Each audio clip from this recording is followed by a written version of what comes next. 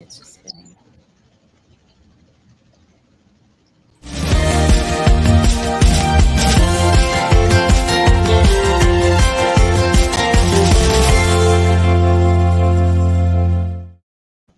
Hello and welcome to another episode of BYOB. Bring your own booze, books, boys. We've got a boy today.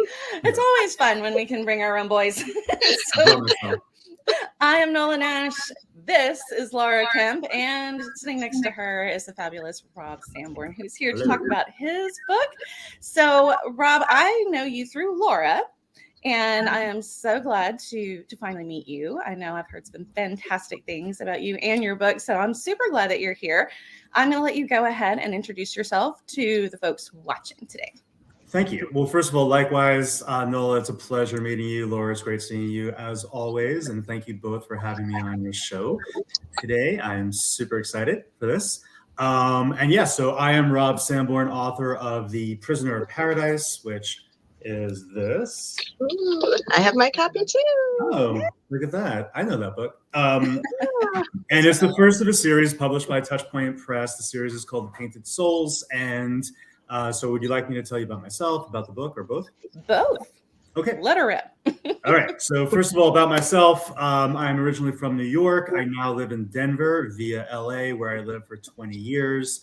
And I am an author, also screenwriter, and I have a background in business too, mostly in the tech startup world, where I did that for a pretty long time before finally transitioning to writing. When I say finally, I'm still doing other stuff as well. Got to pay the bills somehow. But, yeah, we all have day jobs, don't we? Yeah, I do like business consulting on the side. And so my book, The Prisoner of Paradise, takes place in Venice, Italy, in the present day and also in the 16th century. And it's about an American couple who travel to Venice on vacation. Their names are Nick and Julia O'Connor. And Nick discovers that his true soulmate is not Julia, but a woman whose soul has been trapped in the world's largest oil painting for 450 years. And the painting is real. It's enormous. It's like as big as a house. And the content of the painting depicts the coronation of Mary in heaven. So it has hundreds and hundreds and hundreds of people in this painting. And Nick goes on this quest. So Julia thinks that, first of all, he actually had a head injury. So Julia thinks that he's suffering from delusions and is very concerned about him and really just wants him to see a doctor and go home. But he's adamant that the voice that he can hear in his head is real. And he goes on this quest and discovers this ancient secret society that over hundreds of years has developed this method of extracting people's souls from their bodies. And then they imprison them in this painting. And he can communicate with one. So he has some flashbacks to the 16th century, and then he's really desperate to free her. Freeing her means freeing all of them, and the secret society claims that all of the souls are evil, so they will never let that happen. Nola's liking sounds right up my alley. Yeah, so all three of us actually have explored similar themes of past lives and memories. We sure have. History. I was going to ask you about that. How difficult is it? Because Nola and I have both written time travel. So how difficult is it to write the dual timeline, time travel type of story? Because everything is so interconnected. I love it, and I think all three of us obviously do as well. I mean, first of all, I write what I like to read and watch. Yeah, I do too. Yeah. Thanks. So I don't think, for me, it's not difficult because I really enjoy it. I would say the hardest part, if you even want to call it hard, is the research, going back to 16th century Venice. Yeah. Your research is meticulous too. It's like Nola in her traveler story. And I love Venice. I've been there.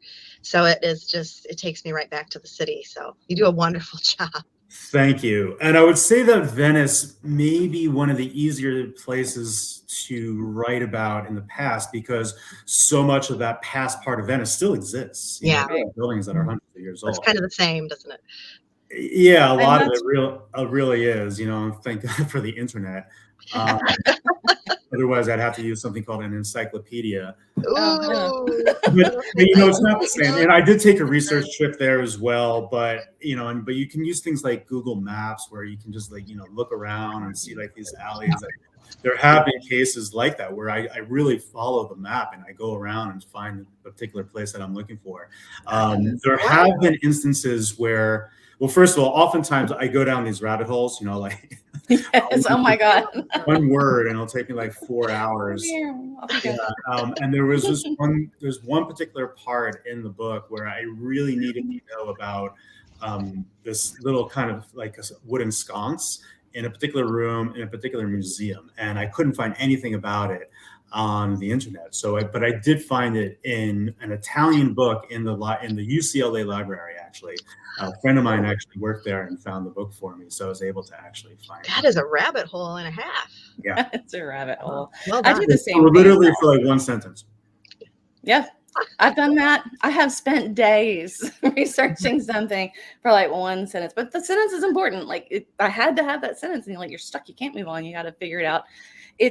I get stuck on the research too because I start getting fascinated with things that don't have anything to do with the story that I'm writing, and I've veered off track like majorly. I'm like, this is so fascinating, and then I'm telling my mom or somebody who kind of knows the book a little bit about what I'm writing about, and they're like, "Is that?" Like, how does that fit into the story? I'm like, well, it doesn't, but it's like, it doesn't, but it's fascinating. You kind of get that look like, really? I should see my YouTube recommended videos. It's like stuff that goes back like 10,000 years. Lucky Tepe, actually, which is really interesting. Go check it out. It's the oldest city in the world. But anyway, but it has nothing to do with like what I'm writing about. But it's like I get into these rabbit holes. Yeah, but I mean, what about the two of you? Like, one of the reasons why I love the research because I find it interesting, but I do think that having that level of detail lends itself to authenticity in the writing, which I think that readers do appreciate, even if it's like, a very short little clip. What are your thoughts on that? I agree. I think sometimes I think I'm a little lazier than you two when it comes to research. I get into it, and then I'm so task oriented that I can just be pulled right back out of it into the billion things that I have to do. So I think sometimes I do this, I call it like the stone skipping method, where I'm throwing a stone across water and it skips, and I have just enough in there to make it look authentic. I have to take hours and hours to do it. I think maybe when life slows down a little bit, because I do enjoy like historical books and historical websites and really digging into that stuff. But I think sometimes I get a little lazy with that. So well, it doesn't come across. Well, thank you. It really doesn't. I mean, and not knowing anything about the area that you're writing. Yeah, for me, it's so I think you're actually including a whole lot more maybe information than you think you are, because you know it, because you are living there. But somebody else that was not living there would have to research that. Yeah. So I think there's kind of a balance there. I know there's a lot of in the New Orleans stories that I write, there's a lot that I know that I'm not researching as much as I might something else if I haven't spent as much time in a place, or so I think actually you're putting as much detail in it as we are. You're just putting detail that you already know, and it's kind of just woven into everything because it's familiar to you. What if I write about a place I haven't been? Ooh, then I'm gonna have to. You've been to Venice, Rob? So you've been to the city and explored everything. I've been to Venice 3 times. But my next book, so the next book in the series is coming out in October, and that's called Painter of the Damned. And about 25% of that takes place in Madrid. I've been to Spain, but I've actually never been to Madrid. Oh, so this will be new. Yes. Madrid is in Traveler. They spent some time in Madrid. There you guys could compare notes. She's already done all the research for you. My son has been to Madrid, so it was a little easier. And it's kind of like, hey, I need to know. Nola, are you in New Orleans? I grew up in South Louisiana, but I'm actually just outside of Nashville now. Okay. Well, I have to ask. I mean, is Nola your real name? It's my name. Nola Nash is on my driver's license, my social security card. I mean, it is. It's That's my name. Pretty perfect. I mean, you can't get a better name for Orleans. No. I mean, I grew up in Baton Rouge, so but New Orleans is one of my few favorite places on the planet. And sometimes you have a favorite place for a different reason, and so they're kind of like neck and neck. But I always said my soul belongs to New Orleans. It's an incredible city. Yeah, it's definitely my spiritual home. You've not been, Laura? Oh, it's amazing. I need Girls to go. trip. We're gonna go. We're gonna do Boy, what a time. My way. I mean, my way includes things like drinking hurricanes in a French Quarter Bourbon Street bar courtyard with a voodoo priestess at midnight. So I mean, that's sounds, how I do New Orleans. New Orleans does it. Count me in. Let's go. We are boy. Absolutely. Hey, we're allowed. That's right. Absolutely.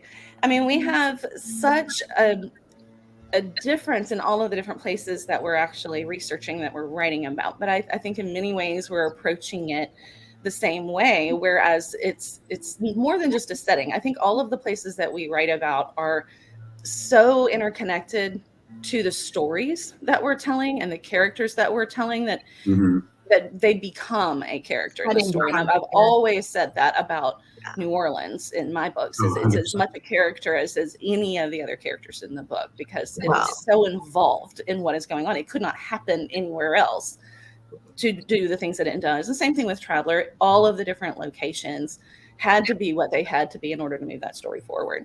And the more you research, I think the more you fall in love with these places, or the more you get fascinated with these places, and they really do almost take on a life of their own. We all need a cut, don't we, of the Chamber of Commerce? Yes. When tourists come, I said Presque County needs to give me a cut of the tourists that I bring to this middle of nowhere place in Michigan. But Rob, Venice really is like a second character.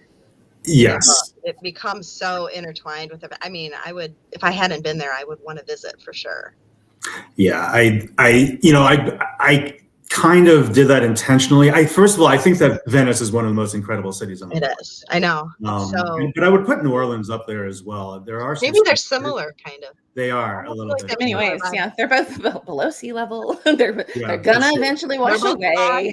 And there are these cities that you can get lost in. Yeah, which I think is amazing. So Venice does that itself. I didn't really have to do too much. However, it was a very conscious effort on my part to make sure that the city was its own character and in its own right, because so much happens in it. But even when they leave Venice in the second book, it still becomes a major part of the story, or remains a major part of the story, and it's kind of tied to Venice. Yeah, and I've run into the same thing with the third book that I'm writing for the Crescent City series. The first two take place, the first one is very much in the French Quarter, and a little bit out in the swamps, but very much in the French Quarter. And so the French Quarter, part of New Orleans, is really its own character.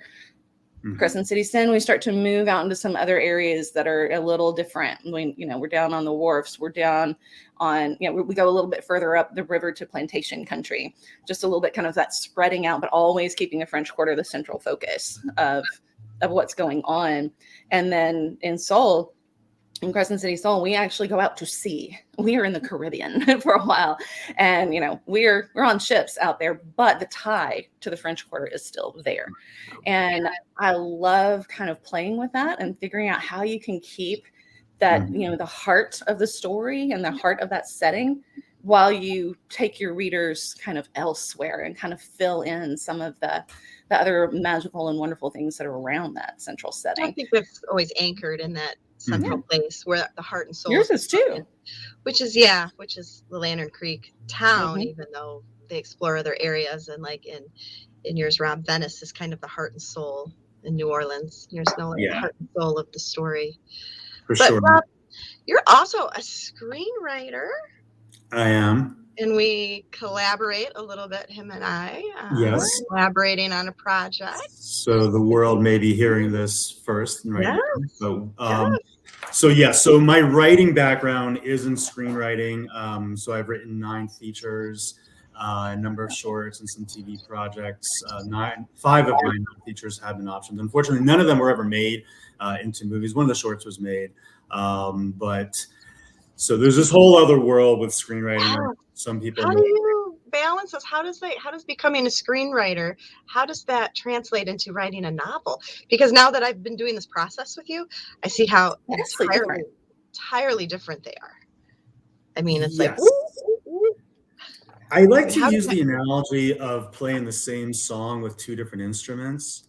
Okay. So kind of like, imagine if you were playing one song on the drums and one song with like the organ pipes or something like that. Like, I don't know, whatever the most complex instrument it would be. And by the way, the book side is the complex one. And I'm not, no disrespect to screenwriting, it has its own complexities. But there's a lot of elements of screenwriting that don't require such, like in the weeds craziness. And again, there's a lot that you have to do, right? And like, no disrespect to the drums either. It's a very difficult instrument to play. And to actually play the same song, know that you're playing that same song compared to the organ is actually a very, very difficult thing. But you're, at the end of the day, you're playing the same song, right? I don't know. That's an analogy. Maybe I should think of that's a good analogy. I think that's a great analogy because in many ways, I mean, the complexity of the novel is having to write the setting, the scene, what is actually the action that's happening. Whereas with the screenplay, I would imagine, there's some vision of that, but you're also leading quite a bit up to, the director's choices and what they decide to do, what the actors decide to do with that, kind of giving them the framework, which to me as a novelist would be really hard to let go of the control and say, now you're going to do what you want with this part. We're going to have a big chase scene and kind of this is happening, but go for it, director and actor people. I would want them, I'd have it choreographed. Like, this is what you're going to do. Like, it's really interesting. Time. Yeah. I mean, I love collaboration. And Laura, I'm going to jump back and answer your question in a moment. But Nola, so that's a great point because there, unless you're actually directing the movie yourself, or if you're really a very established screenwriter, you really are required to be as hands-off as possible. You should not, you can put in camera shots and things like that. But producers, if you're a novice screenwriter, they're going to pick it up in a second. They're going to like, this writer is trying to direct this movie or a TV show or whatever from the page. And you can tell, like, that's not really what you're supposed to be doing because leave it up to the director. So yes, so you do have to, separate yourself from it and honestly hope for the best that the director and the actors, by the way, and it's not just them, but also the editors and special effects and everybody is going to do a great job. And we see this all the time where there can be a fantastic script that ends up not really being that great of a TV show or a movie. And so it does happen, but I do like the collaborative part of it.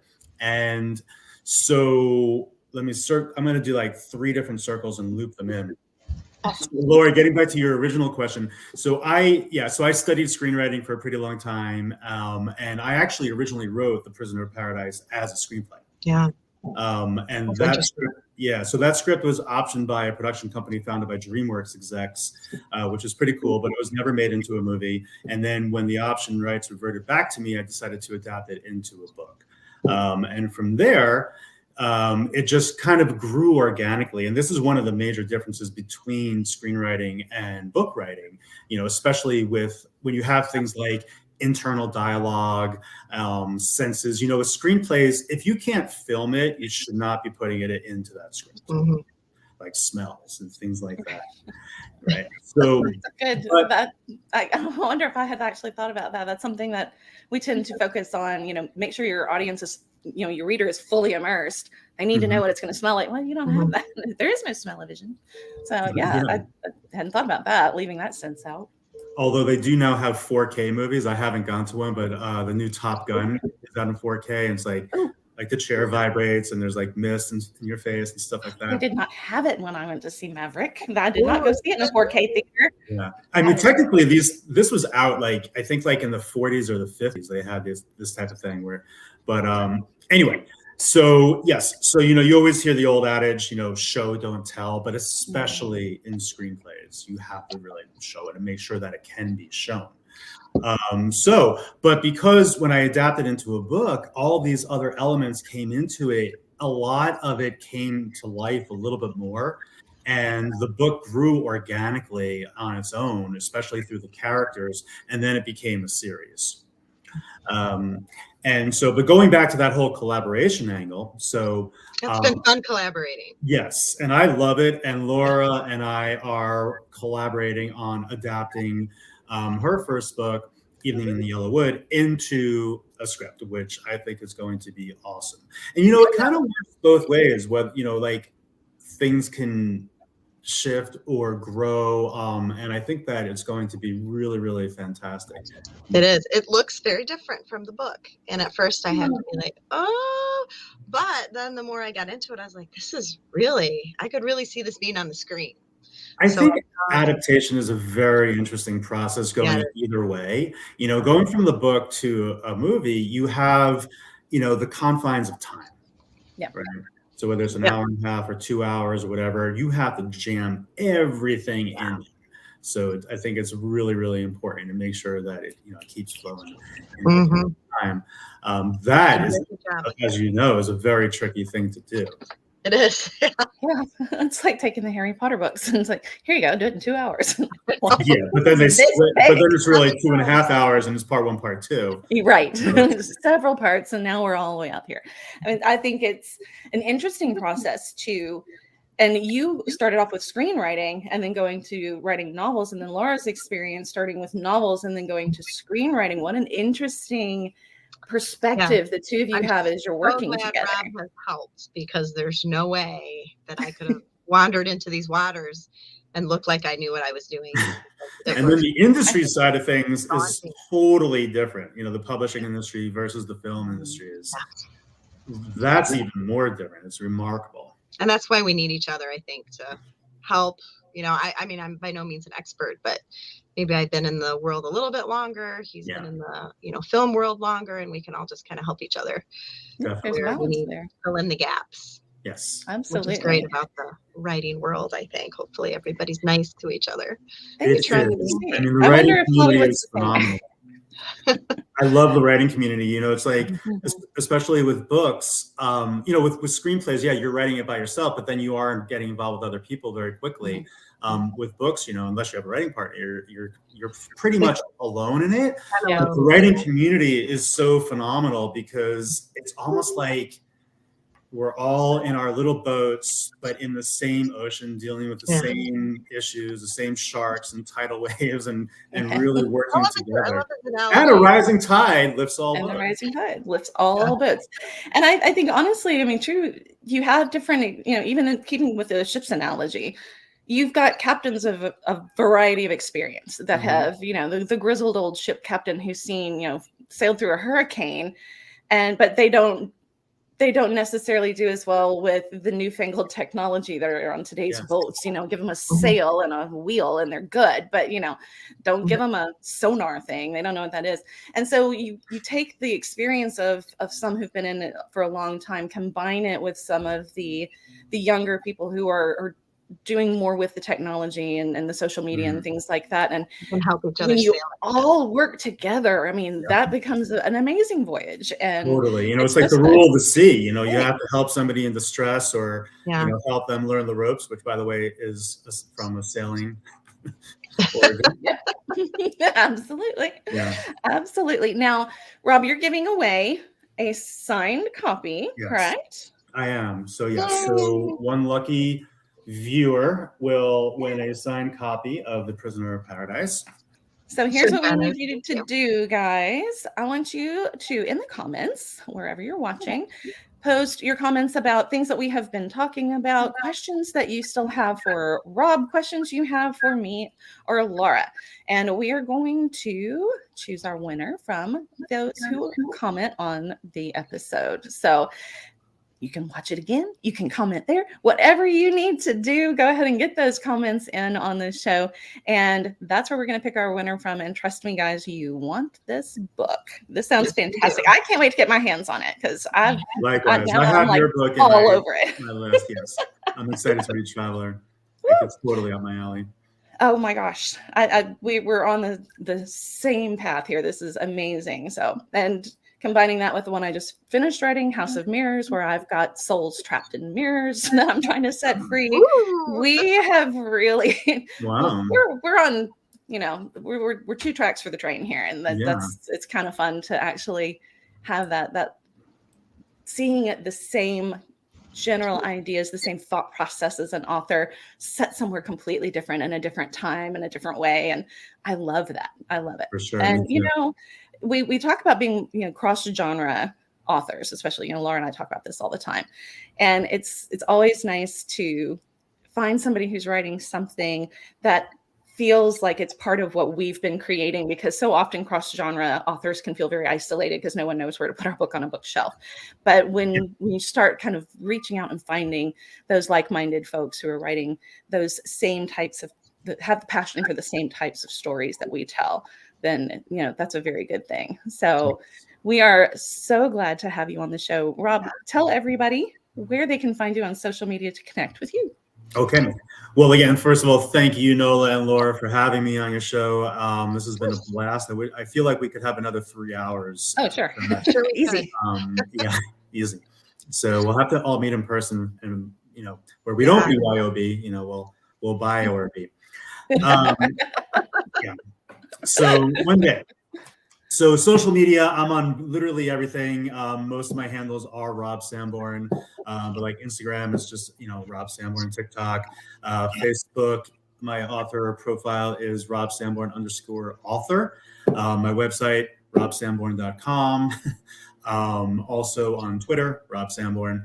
And the books are available on Amazon, Barnes & Noble, and everywhere else. If you want to get it from your local bookstore, please call them and ask them to order it, because they can. And that's pretty much about it. Awesome. Thank you so much. And thank you, Laura, for putting me in touch with Rob as well. You're welcome. So sharing, they're doing that author community thing where we connect each other. It's always good to connect authors. It's so fun. I have made the best friends in the authors community. I mean, they're just fabulous. Yeah. And Laura and I are going to finally get to meet in person in August. Yeah. Finally, after 4 years. Where? Killer Nashville. Nashville. She's coming down to stay with me. We're going to go to Killer Nashville, the conference. Awesome. 4-day conference. We should do a BYOB from there live. We should. Yeah. We absolutely. I've never been to Nashville. I hear great things about it.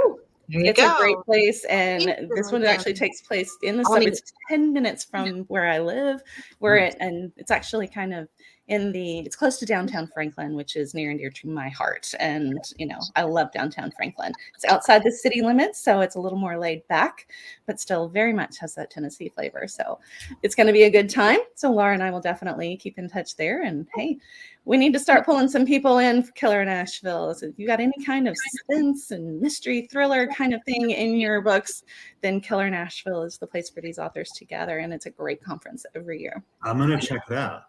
Absolutely. Absolutely. Well, this wraps up another episode of BYOB. This has been a copywritten broadcast of Authors on the Air Global Radio Network. Thanks for joining us. So thank you. All right. Thank you.